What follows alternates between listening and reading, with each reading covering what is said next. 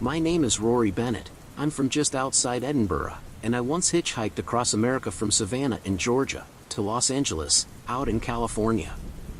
This was back in the late 90s, just after I'd graduated from uni, but long before I'd settled on any kind of career path. It was honestly one of the best, most enriching experiences of my life. I met people I stay in touch with, even to this day. But it also happened to include one of the most terrifying events I've ever endured.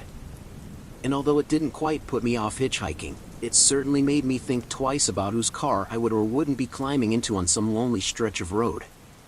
Like I said, I started off on the Georgia coast, making my way through Alabama, Mississippi, and Louisiana. I had a hell of a time in Texas. Austin in particular was much more bohemian than I ever thought possible for the Lone Star State. But eventually, I found myself in the state of Arizona, which is where my story takes place.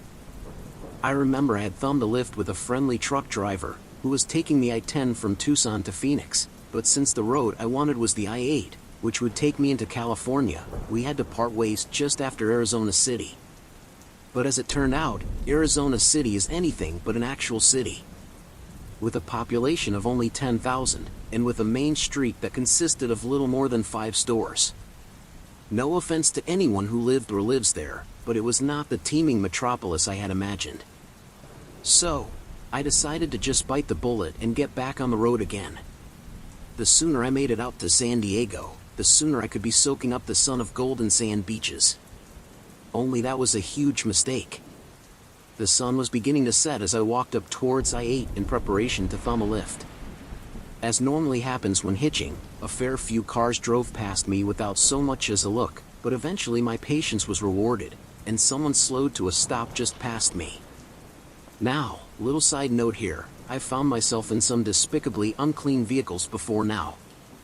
On many an occasion I've jumped into the passenger side of a truck or van, only to discover that the interior is filthy, stinking, or both. It's not pleasant, but it's just one of those things you have to put up with if you choose to hitchhike. Only this particular car that stopped at the edge of the road for me was gleaming. As I approached from the car's rear, I could tell it was either brand new, or the owner took a great deal of pride in its appearance. Either way, I was pretty excited at the prospect of luxury transportation, especially since I'd previously ridden in some real stinkers. "Hey man, need a ride?" the driver asked as I drew level with the window.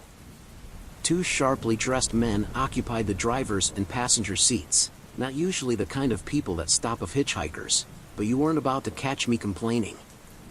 I told them yes, opened the car's rear door, and climbed in before they drove away. The first thing the driver brought up was my accent, asking where I was from. I told him I was from Scotland, traveling the southern US as part of my gap year. "You ever been to Mexico?" he then asked me. I told him no, but that I'd always wanted to visit, that maybe if I found a job in California I could pop over the border for a day or two. "It's a beautiful country," he told me, "my people are from down there." Beautiful place, but crazy, you know. He and his passenger gave a knowing laugh, one I found a little unnerving. It was around then that the 2 guys in the front began to speak Spanish. It hit me pretty fast that they were talking in Spanish under the assumption that I didn't speak any. But that simply was not the case. I'd done a few years of basic Spanish in secondary school, and although my grasp of the Mexican dialect wasn't concrete, I could still make out a few words here and there. But it was only when I heard the words "podemos usarlo" that I began to get seriously nervous. That phrase means something along the lines of "we can use it," yet in this situation, was of course me. I couldn't work out whether or not they were using Mexican slang to suggest they were going to rob me or whatever, but then I caught another phrase that really clued me into what they had in mind. "Mulo ciego," one of them said in passing. Blind mule. I'd seen enough banged up abroad to know just what they had in mind for me. In all likelihood, they were planning on taking me down to Mexico before hiding drugs on me, then driving me back so they could retrieve them safely. But then they said something that sent a chill down my spine. "Comienza actuar stupido, matalo," the passenger said. Basically saying if I started kicking off, they'd shoot me.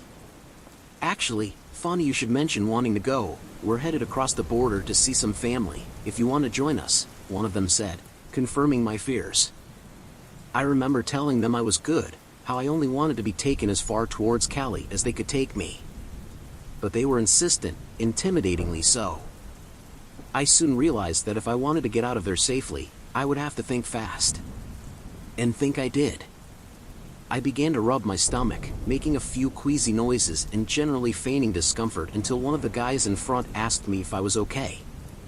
Had a few tacos back in Arizona City, I lied. I don't think they're sitting right with me. The two guys exchanged a few quiet words in Spanish, and I decided to ramp it up. Could you guys pull over? I think I'm going to be sick. Don't you puke on my goddamn upholstery, the driver shouted, not so friendly anymore. It was an Oscar-winning performance if I do say so myself, and I began to dry retch so hard that the driver practically slammed on his brakes in order to pull over and let me out. When they finally did, I ran off the road and down an embankment, out of sight of the two guys, before I began to make the loudest, most dramatic vomiting sounds you could imagine. The act crossed over into reality as I somehow managed to force up some stomach lining, and although I'm not proud of this, I actually smeared some on my face and shirt to make the whole thing look super authentic. The next part is something I'm extremely proud of though. As the two guys appeared at the top of the embankment and looked down on me in disgust, I held my legs together and kind of shuffled towards them. I'm so sorry. I think I didn't say it. I just pointed to the seat of my pants, suggesting that a little of the fictional tacos I'd eaten had come out of the other end too. Maldito asqueroso, one of the guys spat, goddamn disgusting, wincing as he rushed back towards his car. They didn't say a word to me as they hopped back in and sped off along the highway. Few times in my life have I felt that relieved, and I actually danced along that dark stretch of highway for a while once the car was well and truly out of sight. The moral of the story? Be bloody careful whose car you get into at the side of a highway. Sometimes it's best to just man up and find that flea-bitten motel than risk your life with members of a cartel.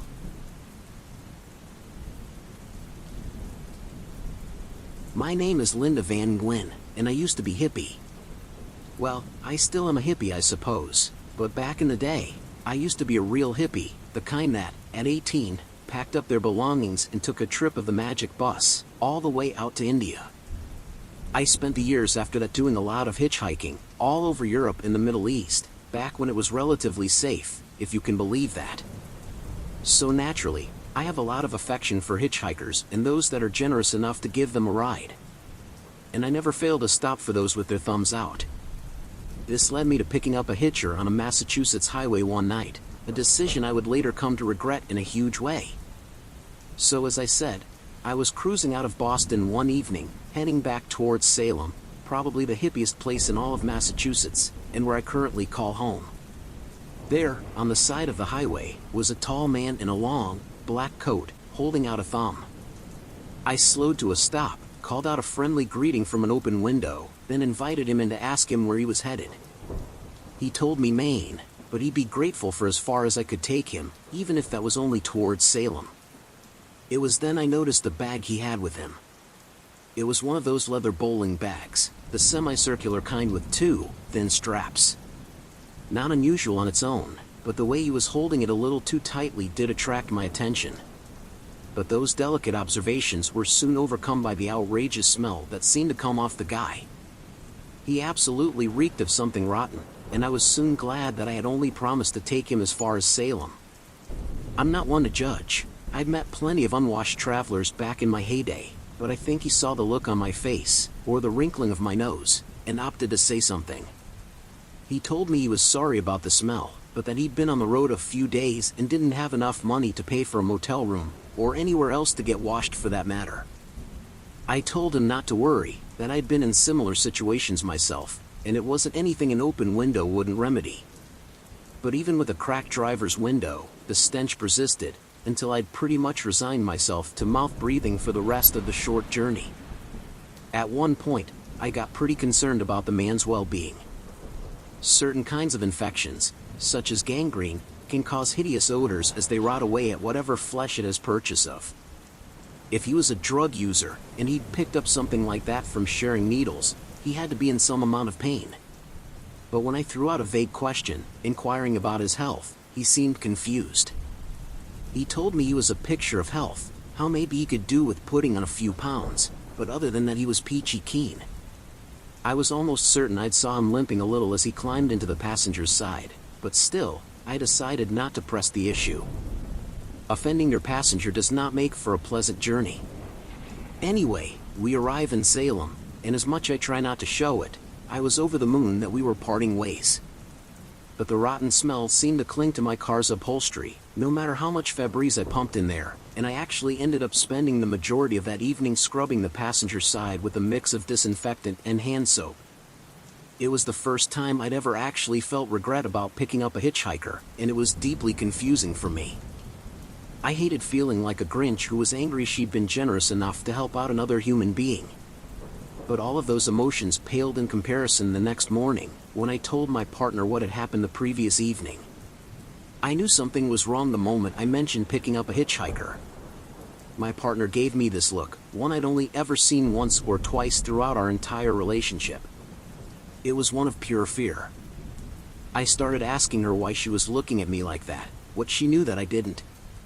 All she did was flick through the newspaper she was reading over breakfast, pointing out a certain article that consisted of no more than 1 or 2 paragraphs. It detailed the story of a prisoner escaped down in New York State, how a tall, boyish prisoner had managed to slip through the cracks thanks to some kind of paroling error. New York State troopers had urged members of the public to keep an eye out for a tall, thin man who walked with a limp. The article went on to say that the prisoner was most likely headed up to the Canadian border in a bid to escape justice. I had given that prisoner a ride. My partner immediately called the cops. While I called into work to them, I might be a little late that day. A pair of uniformed officers arrived at our home with lightning speed, desperate to write down as many details as I could remember: what he was wearing, what he was carrying, where I'd dropped him off, where he said he was going. I could only answer so many of their questions, but I had a few of my own too. I told them about the terrible smell, the stench that had clung to my upholstery and was likely still lingering. I wanted to know what would make a man smell that terrible, if he had some kind of disease he hadn't mentioned. Honestly, I was terrified that, if he did, it would be contagious. After all, I'd spent the better part of an hour in a car with this guy. They told me no, that he wasn't sick, but that they could explain the smell, although I might be something I didn't want to know. I told them of course I wanted to know what it was. I'd been in a car with a murderer and lived to tell the tale.